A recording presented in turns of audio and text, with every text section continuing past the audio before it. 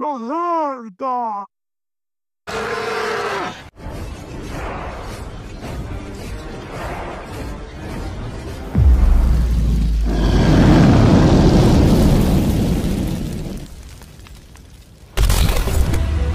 ইয়াজুজ মাজুজ কারা? কিভাবে তাদের জন্ম হলো? কে তাদের পূর্বপুরুষ? তারা কি কোনো দৈত্য দানবের সন্তান না মানুষের সন্তান? তারা কি করে, কি খায়, কিভাবে তাদের বংশ বিস্তার হয়, তাদের সংখ্যা কত, তাদের আকৃতি প্রকৃতি কেমন, কিয়ামতের পূর্বে তারা কখন বের হবে এবং কিভাবে তারা মারা যাবে? প্রিয় দর্শক, আমরা জানি ইয়াজুজ মাজুজের ব্যাপারে এইরকম হাজারো প্রশ্ন পুঞ্জীভূত হয়ে আছে আপনার অন্তরে।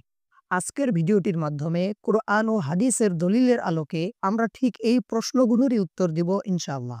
তাহলে চলুন দেরি না করে শুরু করা যাক আমাদের আজকের জ্ঞানের যাত্রা।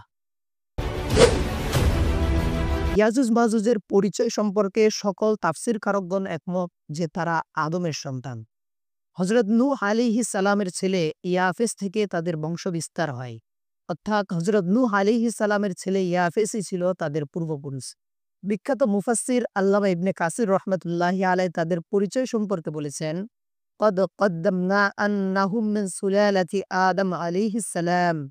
আমরা পূর্বেই বলেছি যে তারা আদম সন্তান, বরং তারা নূহ আলাইহিস সালামের ছেলে ইয়াফেসের বংশধর।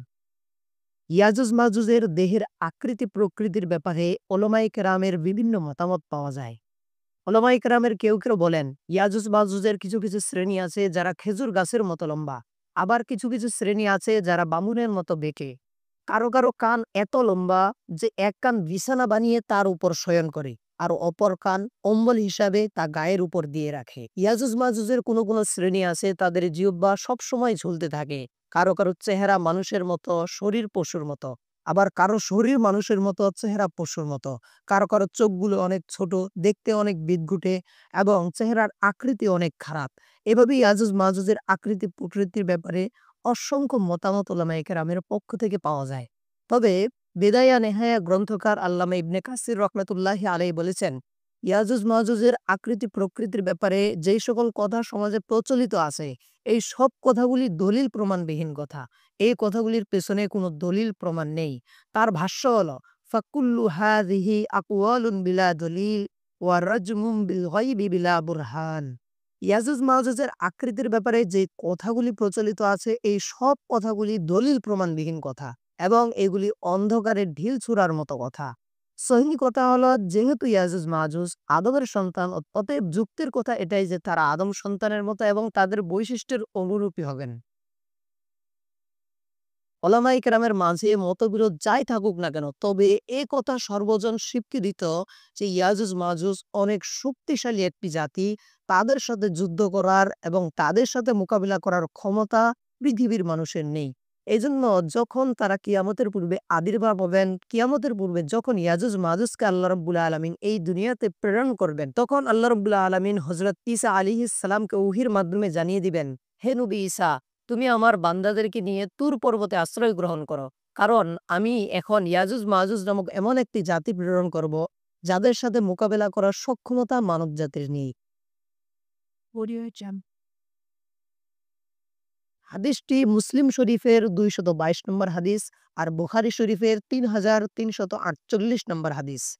সেই হাদিসে বলা হয়েছে, একবার রাসূলুল্লাহ সাল্লাল্লাহু আলাইহি ওয়াসাল্লাম সাহাবায়ে কেরামের নিকট বলল, কিয়ামতের দিন আল্লাহ রাব্বুল আলামিন আদম আলাইহিস সালামকে ডেকে বলবেন, হে আদম, তুমি তোমার সন্তানদের মধ্য থেকে যারা জাহান্নামী তাদেরকে বের করে দাও। আদম আলাইহিস সালাম আল্লাহ রাব্বুল আলামিনের কাছে আরজ করবেন, হে আমার প্রভু, আমি কিভাবে বুঝবো আমার সন্তানদের মধ্যে কারা জাহান্নামী এবং কত সংখ্যক জাহান্নামী? তখন আল্লাহ রাব্বুল আলামিন বলবেন, প্রতি ১,০০০ জনের মধ্যে ৯৯৯ জন জাহান্নামী, তুমি তাদেরকে বের করে দাও। সাহাবায়ে কেরাম যখন রাসূলুল্লাহ সাল্লাল্লাহু আলাইহি ওয়াসাল্লামের মুখ থেকে এই কথা শুনলেন যে প্রতি ১,০০০ জন মানুষের মধ্যে ৯৯৯ জন মানুষ জাহান্নামে যাবে, তখন ভয়ে তাদের এমন অবস্থা হলো যে তাদের কথা বন্ধ হয়ে গেল। আল্লাহ রাসূল সাল্লাল্লাহু আলাইহি ওয়াসাল্লাম সাহাবীদের অবস্থা বুঝতে পেরে বললেন, তোমাদের কোনোই চিন্তা নেই। যেই ৯৯৯ জন জাহান্নামী হবে তারা হবে ইয়াজুজ মাজুজের থেকে। আর যেই একজন লোক জান্নাতি হবে, সেই একজন লোক হবে তোমাদের থেকে। রাসূলুল্লাহ সাল্লাল্লাহু আলাইহি ওয়াসাল্লামের এই কথা শুনে তখন সাহাবায়ে কেরাম তাকবীর দিয়ে উঠলেন। প্রিয় দর্শক, এই হাদিসটির মাধ্যমেই আমরা বুঝতে পারি যে ইয়াজুজ মাজুজের সংখ্যাটি আসলে কত বিশাল এবং কত বড়। অপর এক হাদিসে আছে রাসূলুল্লাহ সাল্লাল্লাহু আলাইহি সাল্লাম বলেছেন, ইন্না ইয়াজুজা ওয়া মাজুজা ইউজামিউনা মা শাউ ওয়া লা ইয়ামুতু রাজুলুন মিনহুম ইল্লা তারাকা মিন যুররিয়াতিহি আলফান ফাসাইদা। হাদিসটির অর্থ হলো রাসূলুল্লাহ সাল্লাল্লাহু আলাইহি ওয়াসাল্লাম বলেছেন, ইয়াজুজ মাজুজ তারা যতক্ষণ ইচ্ছা জেমা করতে পারে এবং ইয়াজুজ মাজুজের কোনো একজন লোক তখনই মারা যায় যখন তারা ১,০০০ জন সন্তান জন্ম দেয়।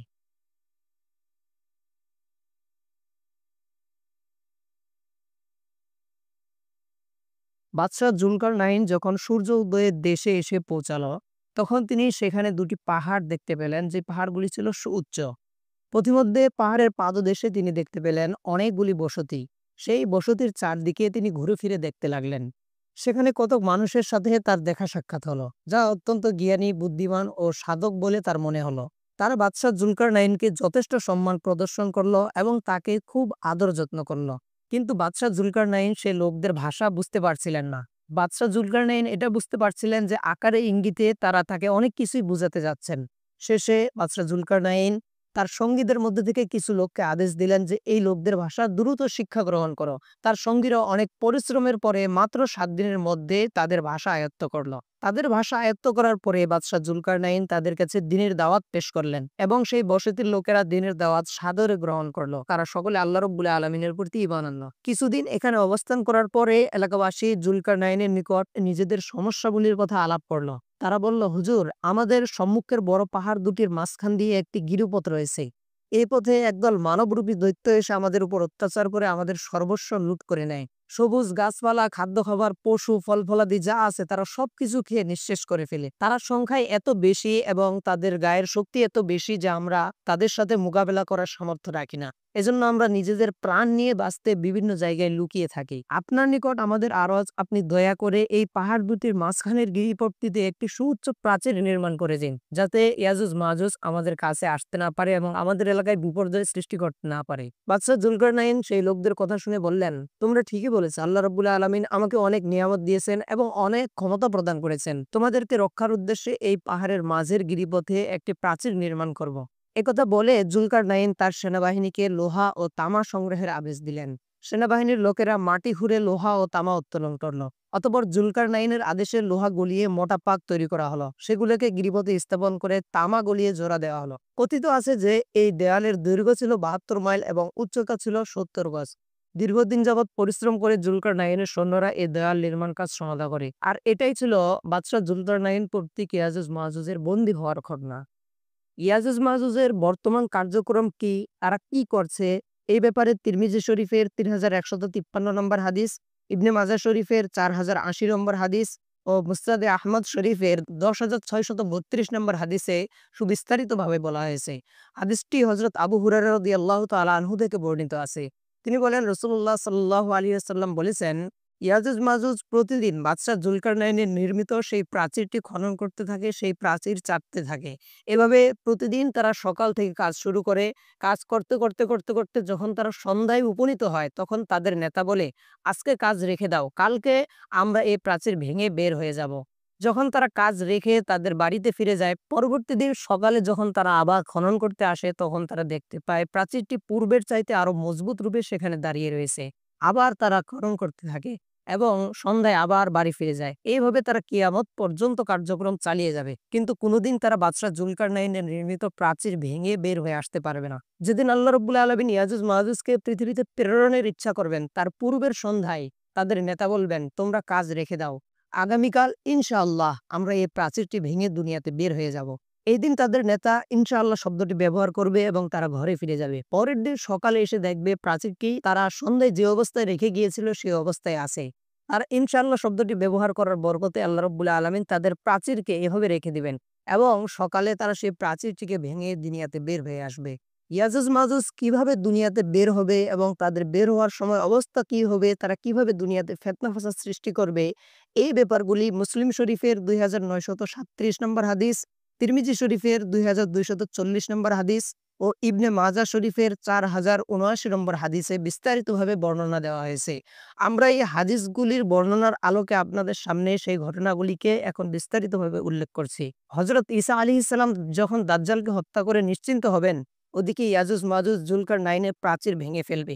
এমন সময় আল্লাহ রাব্বুল আলামিন হযরত ঈসা আলাইহিস সালামের নিকট ওহী পাঠাবেন যে, হে ঈসা, এখন পৃথিবীর জমিনে আমি আমার এমন কিছু বান্দা পাঠাবো যাদের সাথে যুদ্ধ করার ক্ষমতা মানুষের নেই। অতএব তুমি সবাইকে নিয়ে তুর পর্বতে আশ্রয় গ্রহণ করো। আল্লাহর হুকুম পেয়ে হযরত ঈসা আলাইহিস সালাম মুসলমানদেরকে নিয়ে তুর পর্বতে আশ্রয় গ্রহণ করবেন। ওদিকে ইয়াজুজ মাজুজ এমন গতিতে বের হবে যেন তারা সমুদ্রের তরঙ্গ, একজনের উপর অপরজন আছড়ে পড়ছে। আল্লাহ রাব্বুল আলামিন তাদের এই বের হওয়ার চিত্রটিকে সূরাতুল আম্বিয়ার 96 নং আয়াতে অত্যন্ত চমৎকারভাবে চিত্রিত করেছেন। আল্লাহ রাব্বুল আলামিন বলেছেন, হাত্তা ইযা ফুতিহাত ইয়াজুজ ওয়া মাজুজ ওয়া হুম মিন কুল্লি হাদাবিন ইয়ানসিলুন। এমনকি যখন ইয়াজুজ মাজুজকে মুক্ত করে দেওয়া হবে এবং তারা প্রতিটি উঁচু ভূমি হতে ঢেউয়ের মতো ছুটে আসবে। তাদের প্রথম দলটি যখন তাবারিয়া সাগরে এসে উপনীত হবে, তারা সেই সাগরের পানি এমনভাবে পান করবে যে তাদের পরবর্তী দলটি এসে বুঝতেই পারবে না যে এখানে কোনোদিন পানি ছিল। তারা পুরো পৃথিবীব্যাপী ব্যাপক ধ্বংসযজ্ঞ চালাবে। পৃথিবীর সবুজ ফল-ফলাদি খেয়ে নিঃশেষ করে ফেলবে। পৃথিবীতে যত শস্য আছে, গবাদি পশু আছে, এমনকি যত মালামাল আছে সবকিছু তারা লুণ্ঠন করবে এবং ধ্বংস করে শেষ করে দিবে। এভাবে ধ্বংসযজ্ঞ চালাতে চালাতে তারা বাইতুল মুকদ্দাসের পাহাড়ে গিয়ে পৌঁছবে। অতঃপর তারা বলবে, দুনিয়াতে যারা ছিল সবাইকে তো হত্যা করে শেষ করলাম, এবার আসো আসমানে যারা আছে তাদেরকেও হত্যা করে শেষ করে ফেলি। এরপরে তারা আসমানের দিকে তীর নিক্ষেপ করবে। আল্লাহ রাব্বুল আলামিন তাদের তীরগুলিকে রক্তমাখা অবস্থায় তাদের নিকট ফেরত পাঠাবেন। এদিকে হযরত ঈসা আলাইহিস সালাম ও মুসলমানরা তুর পর্বতে বন্দী অবস্থায় জীবন কাটাতে থাকবেন। সেখানে খাবার দাবারের এত প্রচুর অভাব সৃষ্টি হবে যে একটি গরুর মাথার দাম হবে 100 দিনার। ফলে হযরত ঈসা আলাইহিস সালামের নিকট মুসলমানরা এসে আরজ করবে, হে আল্লাহর নবী, আপনি আমাদের এই দুরবস্থা থেকে মুক্তির জন্য আল্লাহ রাব্বুল আলামিনের কাছে দোয়া করুন। ঈসা আলাইহিস সালাম তাদের কথার পরিপ্রেক্ষিতে আল্লাহ রাব্বুল আলামিনের নিকট দোয়া করবেন। তার দোয়ার বদৌলতে আল্লাহ রাব্বুল আলামিন ইয়াজুজ মাজুজের ঘাড়ে নাগাফ নামক এক প্রকার পিঠের সৃষ্টি করবেন। এর ফলে ইয়াজুজ মাজুজ দিনের কোনো একটা সময়ে এক মুহূর্তে চোখের পলকে সবাই একসাথে মারা যাবে। ইয়াজুজ মাজুজ মারা যাওয়ার পরে মুসলমানরা তুর পর্বতের উপর থেকে তাদের কোনো হাক ডাক শুনতে পাবে না। মুসলমানরা একে অপরকে বলবে, কি ব্যাপার, ইয়াজুজ মাজুজের কোনো হাক ডাক শোনা যাচ্ছে না কেন? তারা কি পৃথিবীতে জীবিত আছে নাকি মরে গেছে? তখন ইয়াজুজ মাজুজের অবস্থা সম্পর্কে জানা তাদের খুবই জরুরি হয়ে পড়বে। কিন্তু কারো সাহস হবে না যেই ব্যক্তি তুর পর্বত থেকে নিচে নেমে এসে ইয়াজুজ মাজুজের খোঁজ খবর নিয়ে যায়। এ সময় তারা ঘোষণা দিবে, কে এমন আছো যে নিজের জীবন বাজি রেখে ইয়াজুজ মাজুজের খোঁজ খবর আমাদেরকে এনে দিবে? এক মুজাহিদ ব্যক্তি দাঁড়িয়ে বলবে, আমি ইয়াজুজ মাজুজের খোঁজ খবর আমার জীবন বাজি রেখে তোমাদের কাছে এনে দিব। সেই ব্যক্তি তখন তুর পর্বত থেকে নিচে নেমে দেখবে ইয়াজুজ মাজুজকে আল্লাহ রাব্বুল আলামিন সমূলে ধ্বংস করে দিয়েছেন। তিনি তখন মুসলমানদের কাছে গিয়ে বলবে, তোমরা খুশির সংবাদ গ্রহণ করো, তোমাদের শত্রু ইয়াজুজ মাজুজকে আল্লাহ রাব্বুল আলামিন সমূলে ধ্বংস করে দিয়েছেন। হযরত ঈসা আলাইহিস সালাম তখন মুসলমানদেরকে নিয়ে পৃথিবীর জমিনে অবতরণ করবেন। কিন্তু পৃথিবীর জমিনে অবতরণ করার পরে তারা আরো একটি সমস্যার সম্মুখীন হবে। পৃথিবীর জমিনে অবতরণ করে তারা দেখবে ইয়াজুজ মাজুজের লাশ পৃথিবীর প্রতিটা ইঞ্চিতে পড়ে রয়েছে। এমন কোনো জায়গা বাকি নেই যেখানে ইয়াজুজ মাজুজের লাশ এবং তাদের চর্বি পড়ে না রয়েছে। তাদের লাশের দুর্গন্ধে পৃথিবীতে বসবাস করা দুষ্কর হয়ে পড়বে। এরপরে হযরত ঈসা আলাইহিস সালাম ইয়াজুজ মাজুজের লাশ অপসারণ করার জন্য আল্লাহ রাব্বুল আলামিনের কাছে আবার দোয়া করবেন। তখন আল্লাহ রাব্বুল আলামিন তার দোয়ার পরিপ্রেক্ষিতে উটের ঘাড়ের ন্যায় এক প্রকার পাখি প্রেরণ করবেন, যেই পাখিগুলি ইয়াজুজ মাজুজের লাশগুলিকে তাদের ঠোঁটে করে নিয়ে দূর দূরান্তের সমুদ্রে ফেলে দিয়ে আসবে। এরপরে পড়ে থাকবে ইয়াজুজ মাজুজের চর্বিগুলি। আল্লাহ রাব্বুল আলামিন তারপরে রহমতের একটি বৃষ্টি দান করবেন, যে বৃষ্টির ফলে ইয়াজুজ মাজুজের চর্বিগুলি ধুয়ে মুছে পৃথিবী একেবারে স্বচ্ছ ও পরিষ্কার হয়ে যাবে। ইয়াজুজ মাজুজের যে তীর ধনুকগুলি থাকবে, এই তীর ধনুকগুলিকে মুসলমানরা 7 বছর জ্বালানি হিসেবে ব্যবহার করবে। আজকে যে আমরা সবাই এখানে একত্রিত হয়েছি, এই একত্রিত হওয়ার পিছনে আমাদের অনেক কল্যাণ, অনেক বরকত। আমরা আজকে একে অন্যকে জানবো, চিনব, আমাদের মনের ভালোবাসা একে অন্যের জন্য উজাড় করে দিব। এটাই হলো ইসলাম। মুসলমান ভাই ভাই হয়ে তোমরা পৃথিবীতে বসবাস করো। কুনতুম খায়রা উম্মাতিন উখরিজাত লিন্নাস, তোমরাই হলে শ্রেষ্ঠ জাতি, তোমরা হলে সবচাইতে দামি জাতি কার কাছে? আল্লাহ তাআলার কাছে। এজন্য রাব্বুল আলামিন বলেন, আতলু আলাইহিম নাবা বুনাই আদম বিল হক ইয ক্বাররাবা কুরবানান ফাতুকাব্বিলা মিন আহাদিহিমা ওয়া লাম ইউতাকাব্বাল মিনাল আখার। রাব্বুল আলামিন পৃথিবীর শুরু থেকে এই কোরবানির সিস্টেম করে দিলেন। আমাদের বাপ আদম আলাইহিস সালাতু ওয়াস সালাম যখন পৃথিবীর জমিনের মধ্যে আল্লাহ তাআলা তাকে পাঠিয়ে দিলেন, ফামান তাবিয়া হুদায়া ফালা খাউফুন আলাইহিম ওয়ালা হুম ইয়াহজানুন। যখন জান্নাত থেকে তাকে বেহির করে দেওয়া হলো, পৃথিবীতে পাঠানো হলো, রব্বুল আলামিন বলে দিলেন, আদম আমার থেকে যখন তোমার কাছে হেদায়েত যাবে, আমার কাছে আমার পক্ষ থেকে তোমার কাছে আমি বার্তা পাঠাবো, আমি তোমাকে যখনই সতর্ককারী করব তখন তুমি আমার এগুলো তুমি গ্রহণ করবা। একটা অপরাধের কারণে আমরা সবাই জানি, একটা অপরাধের কারণে জান্নাত থেকে আমাদের বাপকে বাহির করে দেওয়া হয়েছে। চিন্তা করে দেখেন, তাহলে আমাদের মূল বাড়ি হলো জান্নাত। আমাদের মূল বাড়ি কোথায়? জোরে বলেন, জান্নাত। রব্বুল আলামিন আদম আলাইহিস সালাতু ওয়াস সালামকে যখন জমিনে পাঠালেন, তখন পৃথিবীতে কোনো মানুষ নাই। দীর্ঘদিন পরে আদম এবং হাওয়ার মধ্যে মিলিত হলো।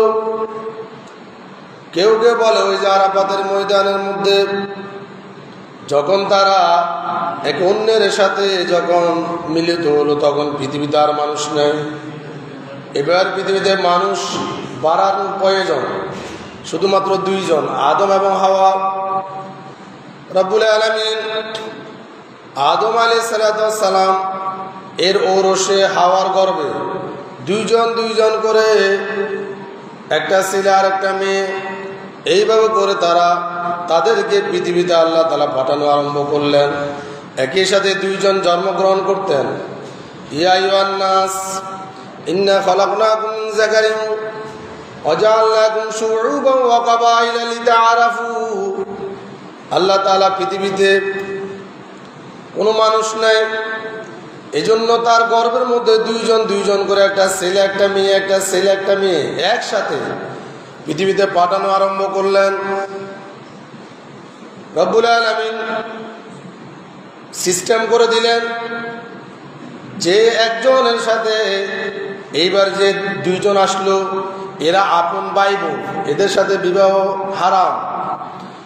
রব্বুল আলামিন আদেশ জারি করে দিলেন, শরীয়ত জারি করে দিলেন। আদম প্রথম যে দুইজন আসলো, ওখান থেকে যে ছেলে আছে, পরে আরো দুইজন আসলো, ওখান থেকে মেয়ে দিয়ে বিবাহের বন্ধন আবদ্ধ করে দাও। এরা কখনো ভাই বোন হবে না। শরিয়া প্রয়োজনের তাগিদে, ঠিক কিনা? প্রয়োজন আর কেউ নাই। পুরো পৃথিবীতে মাত্র দুইজন মানুষ, প্রয়োজনের তাগিদে। প্রথম ঘরের ছেলে, দ্বিতীয় ঘরের মেয়ে, প্রথম ঘরের মেয়ে, দ্বিতীয় ঘরের ছেলে। এইভাবে করে যখন একমাত্র শীষ আলাইহিস সালাতু ওয়াস সালাম ভিন্ন, তিনি একাই এসেছিলেন। আদম আলাইহিস সালাতু ওয়াস সালাম, হাবিল এবং কাবিল দুইজন দুই সময় এসেছে। হাবিলের সাথে একজন বোন পৃথিবীতে আসলো, এর পরের বার কাবিলের সাথে তার বোন আসলো। কাবিলের সাথে যেই বোন, ওটা অনেক সুন্দরী।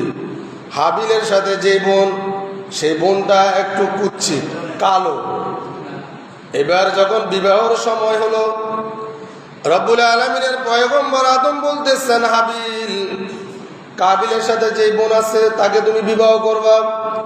আর কাবিলকে বলতেছেন, হাবিলের সাথে যে বোন আছে তাকে তুমি বিবাহ করবা। হাবিল রাজি হলো, কিন্তু কাবিল বলল, আমি বিবাহ করব।